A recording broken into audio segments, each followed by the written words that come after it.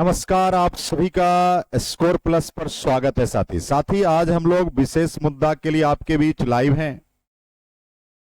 साथियों, बहुत बड़ा देश में दिक्कत का सामना करना पड़ रहा है।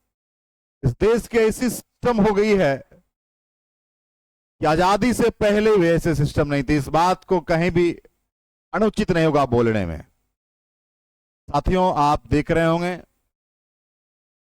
पूरे नौजवान, गरीब, ग्रामीण क्षेत्र से आने वाले युवा इस भारत देश की सेवा के लिए यूपीएससी और अन्य सिविल सेवा परीक्षा की तैयारी के लिए दिल्ली की ओर रुख करते हैं। लेकिन दिल्ली में आए दिन ऐसी घटनाएं होते रहती है। साथी, एक तो बच्चों से मोटी फी वसूली जाती है और सुविधा के नाम पर नाले में बच्चों को बैठा दिया जाता है। साथी, ऐसा बात इसलिए कह रहे हैं, घटनाएं दिल्ली ओल्ड राजेंद्र नगर की है, एक सिविल सेवा कोचिंग संस्थान की है, जहां पर बेसमेंट में बच्चों की मौत हो जाती है। पुलिस के अकॉर्डिंग मौत तो 3 है, लेकिन मौत अलग भी और भी ज्यादा होंगे। लेकिन हो सकता है पुलिस इस बात को छुपा रही है। लेकिन मेरे भाई, आप यूपीएससी की सिविल सेवा परीक्षा की तैयारी करते हैं और आज सोचिए कि जो इस घर के चिराग बुझ गए हैं, उस चिराग को के माता पिता को कौन जवाब देगा। साथियों, आप देखेंगे इस मौत के जिम्मेदार संस्थान के साथ साथ दिल्ली सरकार और एमसीडी भी हैं। क्योंकि आप सभी को मालूम है कि दिल्ली कोचिंग सेंटर की बात है, दिल्ली में अनेकों कोचिंग सेंटर खुले हुए हैं, लेकिन सुविधा के नाम पर सभी की स्थिति खराब है। साथियों, आप यहां आएंगे, दिल्ली के चीफ मिनिस्टर अरविंद केजरीवाल जी हैं और एमसीडी यानी नगर निगम एक सरकार का महत्वपूर्ण हिस्सा है। साथियों, नाले का निर्माण में और नाले के निर्माण के बगल में कोचिंग संस्थान चलता हो, बेसमेंट में आप सिविल इंजीनियरिंग की बात करेंगे, बेसमेंट में कभी भी रहने या ऐसे चीजों का प्रयोग नहीं किया जा सकता है, ये अनलीगल है।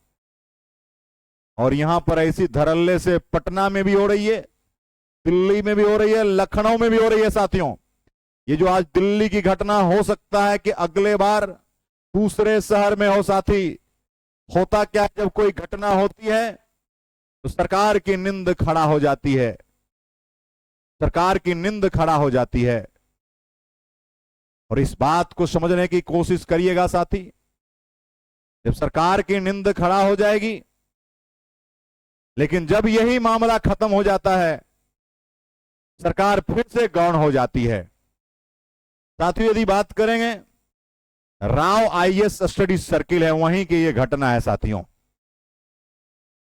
और बच्चों को सुविधा के नाम पर 0, लेकिन फी आप देखिए क्या फी लेते हैं।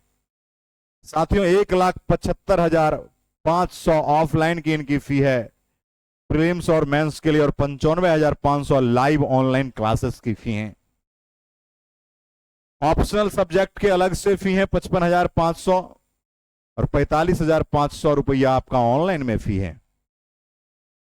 सिविल सर्विसेज अप्रेंटिस सीसेट के लिए भी 18,500 अलग से, 12,500 अलग से। ये सारी फी है राव स्टडी सर्किल की। और ऐसी बातें राव स्टडी सर्किल ने दिल्ली की हर एक कोचिंग की बातें, बड़े कोचिंग जिनके नाम हो गए, वो सिर्फ और सिर्फ पैसे के लिए काम करना स्टार्ट कर देते। ये बात में कहीं किंतु परंतु मेरे भाई नहीं है।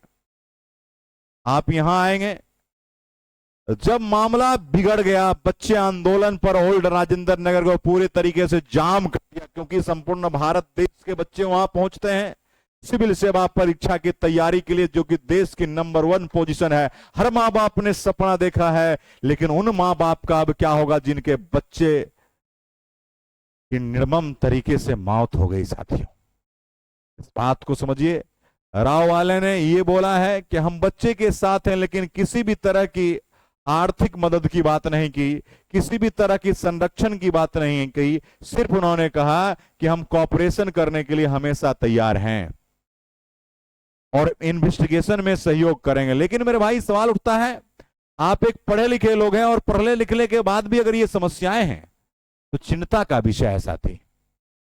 पढ़ने लिखने के बाद भी यदि दिक्कतें आती है तो बहुत बड़ा है। अब पढ़ने लिखने वाले लोग यदि लॉ को नहीं मानेंगे, कानून को नहीं मानेंगे, तो कौन मानेंगे? एमसीडी वाले का अभी तक पूर्ण रूप से नींद नहीं खुला है। दिल्ली नगर निगम की बात करेंगे, ऐसी घटनाएं पिछले बार भी हुई। करंट लग गई, आग लग गई, बच्चे झुलस गए थे। नगर निगम का काम है विधि व्यवस्था, जो भी सिस्टम है उसमें व्यवस्था करना और गलत के प्रति एक्शन लेना। लेकिन दिल्ली की जो नगर निगम है, हो सकता है कि कुछ पैसे लेकर मैनेज करती होगी। ये बात डंके की चोट पर कर रहा हूं साथियों। देखिए, व्यवसाय आप करते हैं, लेकिन आप शिक्षा का व्यवसाय अगर इस तरीके से करेंगे जिसमें बच्चों की जान जा रही है, तो ऐसे व्यवसाय को मैं नमन करता हूं साथियों। ऐसे व्यवसाय की भारत में जरूरत नहीं है। अभी दिल्ली पुलिस पूछताछ कर रही, फिर दिल्ली पुलिस भी सो जाएगी। अभी सीईओ को गिरफ्तार कर लिया गया 14 दिन की हिरासत में, कोऑर्डिनेटर को गिरफ्तार कर लिया गया, राव एकेडमी के हिरासत में लिया गया। लेकिन यह सब मुद्दा कब तक चलेगी? और साथियों, एक बात मैं कहना चाहूंगा जो भी सिविल सेवा अभ्यर्थी हैं कि साथी, क्यों पड़े हो चक्कर में? अपने आ जाओ चक्कर में, अपने चक्कर में आइए, दूसरे के चक्कर में ना पड़े। ये सब आपकी जिंदगी बर्बाद करने के लिए पूरी सिस्टम खोल रखेंगे। किसी के पास ना इमोशंस है, ना ही सिस्टम है, और ना ही आपके प्रति कोई लगाव है, ना आपके प्रति मोहब्बत है। आप जो रिजल्ट देख के दिल्ली की तरफ पूरे देश के युवा कूच पड़ते हैं, मेरे भाई, ये रिजल्ट का खेल आपको अभी नहीं समझ में आएगा, समय आने के बाद अपने आप समझ में आ जाएगी साथियों। सवाल यह है, इस नौजवानों के घर का चिराग बुझ गया है, इस चिराग को कौन जलाएगा?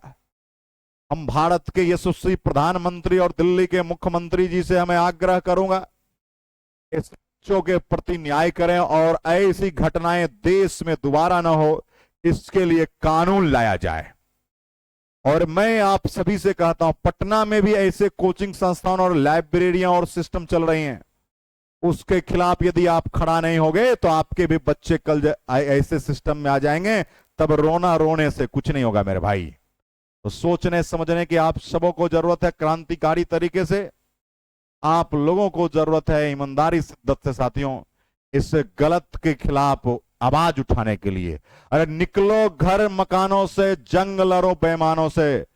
अगर आप जैसे नौजवान लोग अगर इस सिस्टम के खिलाफ नहीं हुए तो सिस्टम एक दिन इस नौजवान का जान ले लेगा, जैसे इस नौजवान का जान ले लिया गया साथी। तो आप सभी से मेरा आग्रह रहेगा, इस वीडियो को ज्यादा से ज्यादा शेयर करें और इस बच्चों को न्याय के लिए आंदोलन करने की आवश्यकता पड़े तो आंदोलन करिए।